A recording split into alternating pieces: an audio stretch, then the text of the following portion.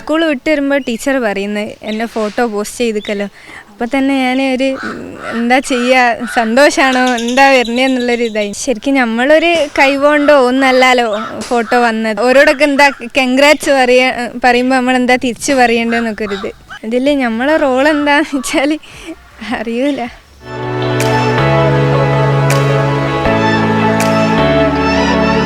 വെറുമൊരു ചേർത്തുപിടിക്കലായിരുന്നില്ല അത്. സമകാലിക കേരളത്തിന്റെ നടുമുറ്റത്ത് സ്റ്റേജ് വലിച്ചു കെട്ടിയുള്ള നിലപാട് പ്രഖ്യാപനമായിരുന്നു അത്. ജാതിയോ മതമോ നിറമോ ധരിച്ച വസ്ത്രമോ ഒരാളെയും മാറ്റി നിർത്താനോ ഒറ്റപ്പെടുത്താനോ കാരണമായിക്കൂടാ എന്ന പ്രഖ്യാപനം. തലയിലെ തട്ടത്തിന്റെ പേരിൽ 13-കാരി പെൺകുട്ടി സ്വന്തം സ്കൂളിൽ നിന്ന് പുറത്താക്കപ്പെട്ടപ്പോൾ നേരത്തെ തന്നെ മന്ത്രി ഇത് വെട്ടിത്തുറന്ന് പറഞ്ഞതാണ്. ഒരു കുട്ടിയെ പുറത്താക്കിയിരിക്കുകയാണ്.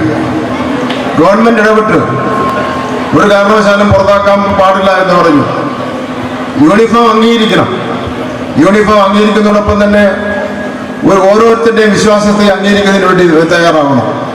ആ കുട്ടി ആ സ്കൂളിൽ നിന്ന് TC വാങ്ങി മാനസികമായി പീഡിപ്പിച്ച് അവിടെ നിന്ന് TC വാങ്ങി.